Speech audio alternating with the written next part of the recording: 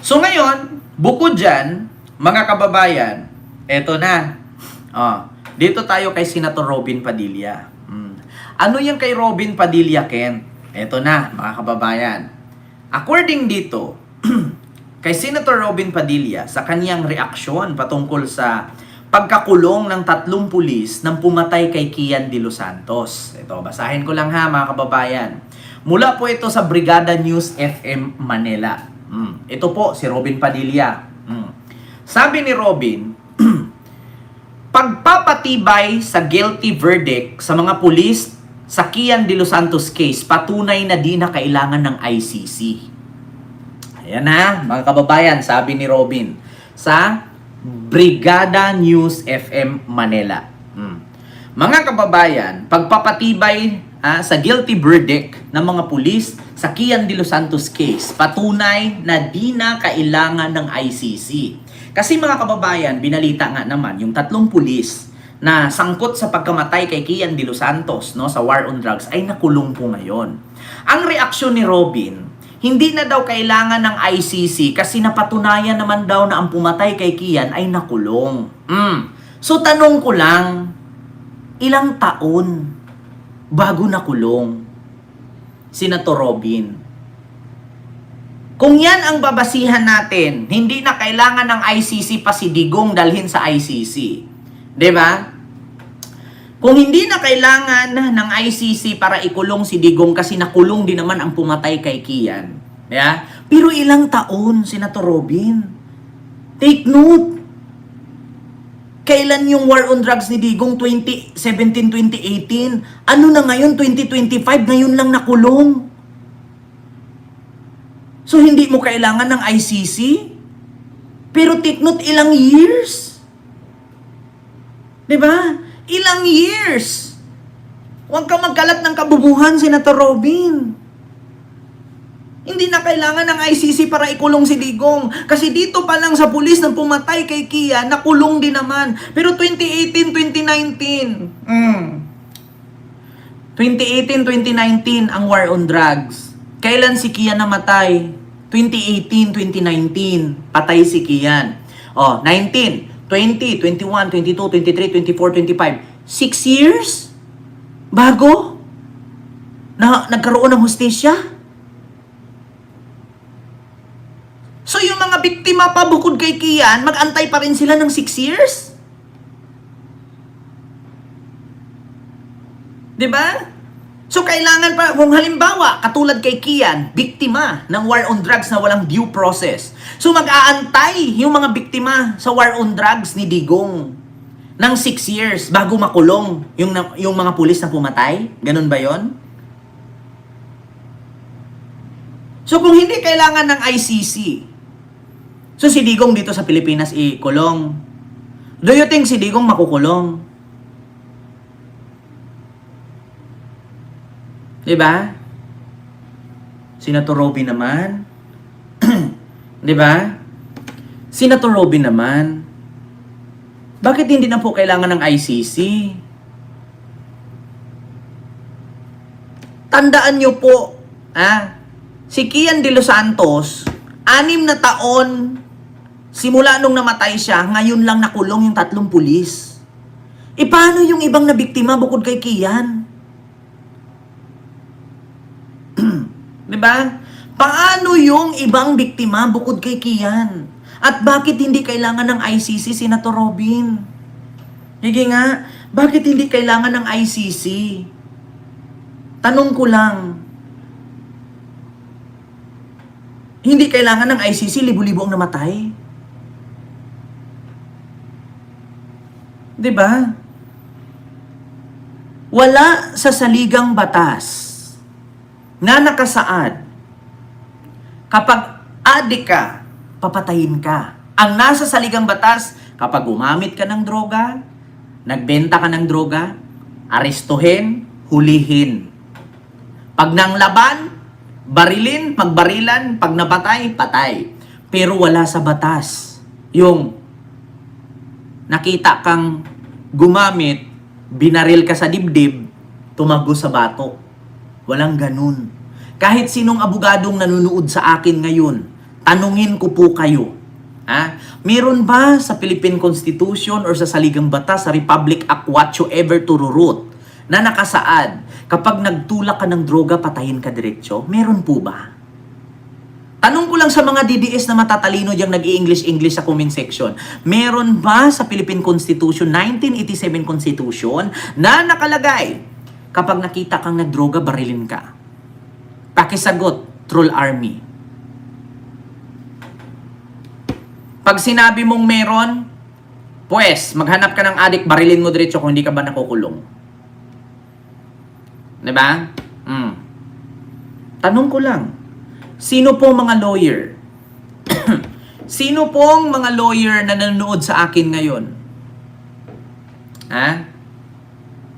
Na makapagsabi na meron sa Saligang Batas na nakasaad sa Republic Act sa Pilipinas na kapag nagdroga ka, patayin ka.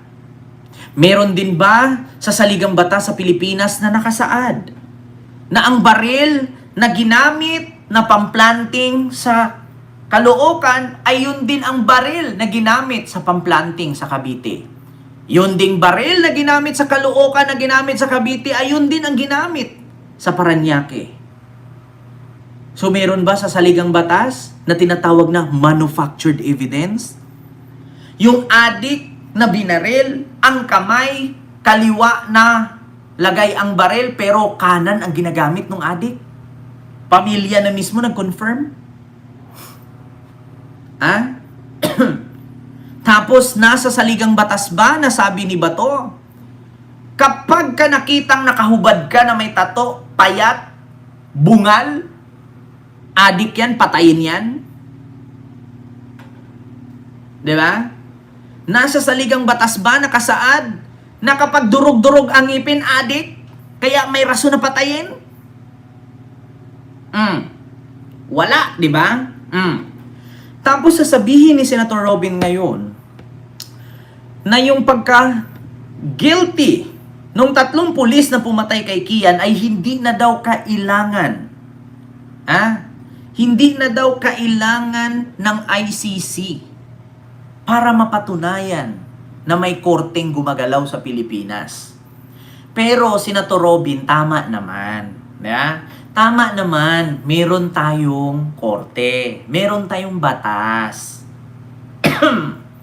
Ang problema lang, okay naman yan.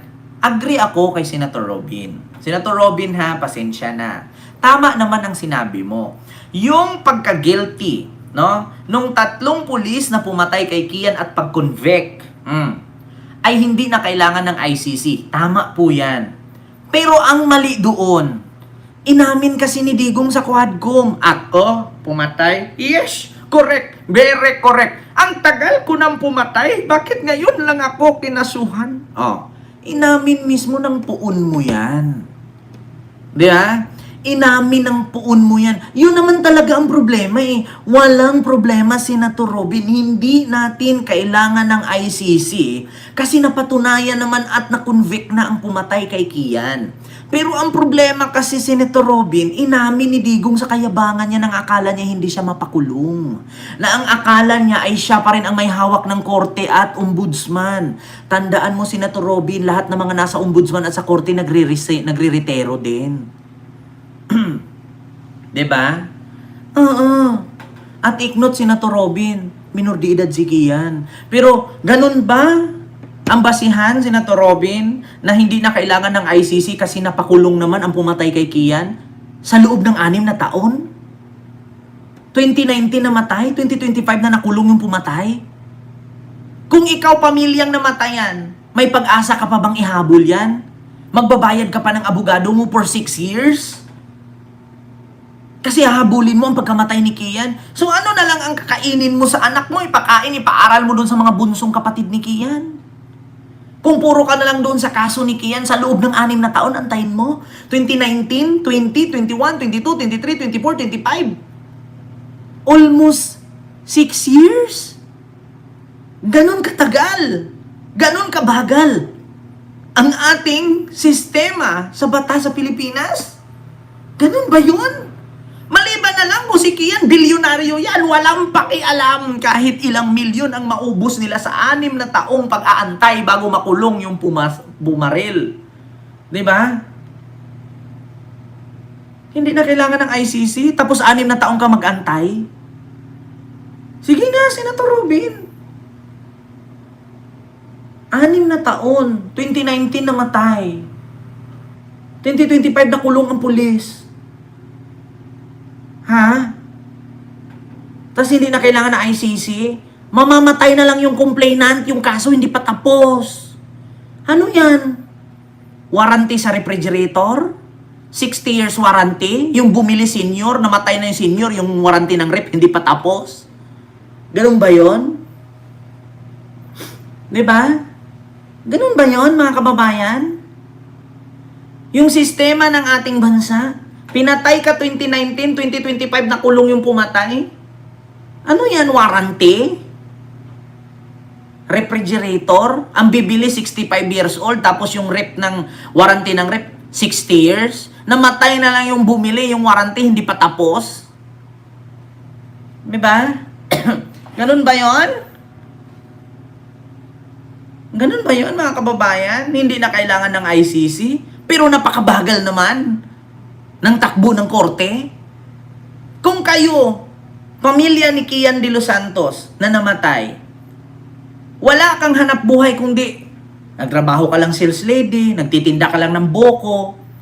Sa 6 na taon, magbabayad ka ng abogado, update ng update sa kaso kung nakulong na yung pumatay. Eh yung pinangbayad mo sa abogado pa, ipakain mo na lang sa anak mo yun. Ibili mo na lang ng bigas. Ganon kabagal ang sistema ng korte sa ating bansa. 2019 namatay si Kian, 2025 na kulong ang pulis. Tapos hindi kailangan ng ICC, putang inang batas yan. Putang ina talaga. 'Di ba? Nakakaputang ina ng Korte Supremang ganyan. Katagal. Kita nyo yan? Meron pang ang isang pamilya, yung nanay, sabi niya, pabalik-balik na ako sa korte, pabalik-balik ako sa ombudsman, nireklamo ko kasi yung anak ko binaril, minor de edad. Pinabalik-balik kami, tapos na-dismiss ang kaso.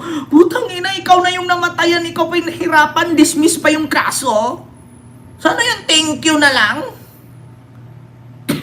Tapos sasabihin mo, hindi na kailangan ng ICC, pero 6 years bago umipik? Kung hindi pa mapalitan ng administrasyon, hindi makulong yung bumarel? My God! Kung ganyan ang magiging presidente natin na pang-iisip, walang mangyari sa ating bansa. Lulugmok tayo. 6 years mong antayin. Nakulong na ang pumatay kay Kian. 2019, 2025 na kulong. So, hindi na kailangan ng ICC. Kasi nakulong din naman. Namatay na lang siguro yung mga magulang ni Kian sa katandaan. Yung kaso sa pagpatay kay Kian, hindi pa rin umipik. So, mag-antay ng 6 na taon o mapalitan ng administrasyon bago iipik ang kaso? My God! Nakakaloka! Ganun ba yon? Huwag na magkalat ng kabubuhan, oy. Huwag mang damay. Sa'yo na lang yan, sarilihin mo na lang. Yeah? Sarilihin mo na lang yan.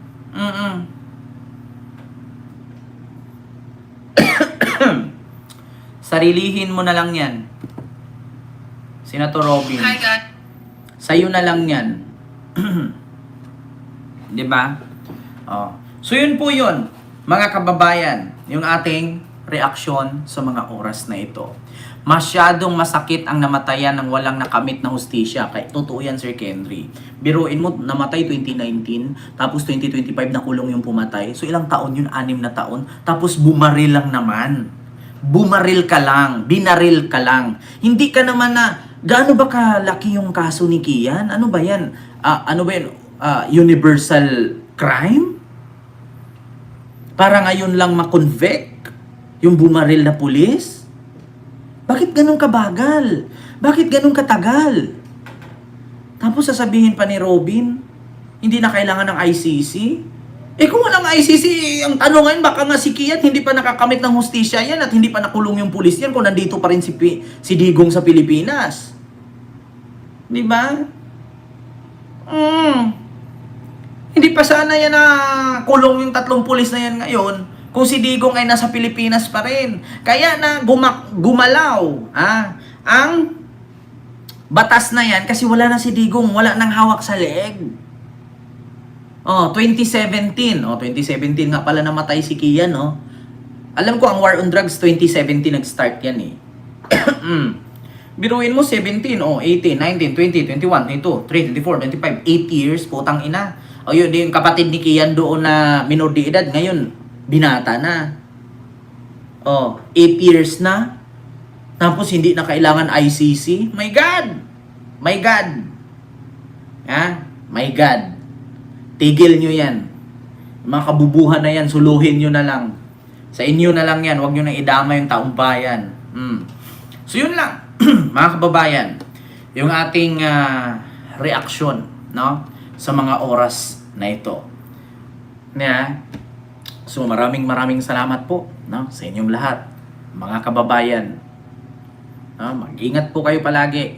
Kapag may makita po kayo mga DDS dyan, painumin nyo Sonrox. Nang malinis ang kanilang isip, diwa at kaluluwa.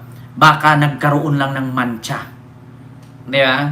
So yun lang mga kababayan. Maraming salamat po sa inyong lahat. Mag-ingat po kayo palagi, ha? Naku, may mga DDS dyan pagala-gala sa kalsada. Para mga buang na aso yan eh. Kita nyo nga yung Davao City, hinarangan ng kalsada, may kulto. Kita nyo yon. Tapos, ang sabi, ito pa mga kababayan, bago ako mag-end up. Ito pa yung nakakatuwa. No? Ang sabi nila, ang Davao daw mala Singapore. Bakit? Yung mga kable daw sa kuryente nasa ilalim ng lupa. Pero nagtaka ako nung lalaki, nag-ala Spider-Man nandun sa kable. So, asaan yung nasa ilalim ng lupa? Tanong ko lang, asaan yung nasa ilalim ng lupa daw ang kable na makuryente sa Davao City? Parang Singapore daw ang Davao eh. Kaya ngayon hindi ako makapaniwala talaga na kable ng kuryente sa Davao nasa ilalim ng lupa. Kapatid niya, nandito na. So ibig sabihin, hindi sa Davao to. Iligtas yung kapatid niya. Ayan, nasubukan natin kung Diba? lumabas sa kapatid niya. Ayan na guys. Ito mga idol na, makikita niyo. So ibig sabihin, paraan yung mga kapulisan hindi yan natin sa na Davao sa City. store ng- Bakit? May kable. Another kasinungalingan na naman. Another kasinungalingan na naman. Kable daw. Kable. Ang kuryente na sa ilalim ng lupa. Pero, yung adik, nag-ala Spider-Man. Nag-ala Spider-Man dun sa mga kable. Nagtaka ako. Akala ko ba yung mga wire nasa ilalim ng lupa? Parang Singapore nga daw eh. Pero bakit ang dadaming kable nung kinakapyut-kapyutan nung lalaki? Diba? Wag na kayo magpalusot mga DDS, putang ina ninyo. Sasabihin nyo naman pinaka-Davao City yun, potang ina nyo. Pag sinabing Davao, yun na yun, di ba? Yan ang masakit sa inyo eh. Kapag sinabing Davao, kapag may mali, sabihin nyo, Davao City yun. Hindi parte ng Davao yan kasi may kuryente, di ba? Ganyan mga DDS. Kapag may nabalitaan kayo, wow, big time drug lord na huli sa Davao. Tatay Digong yan, Tatay Digong. Ngayon may nakita, akala ko ba ang Davao walang kable sa kuryente? Bakit may kable? Hindi Davao City yan. Bandang probinsya na yan. Putang ina, Ganyan kayo, di ba? Mga DDS, ganyan kayo. Kapag may something, itatanggi ninyo.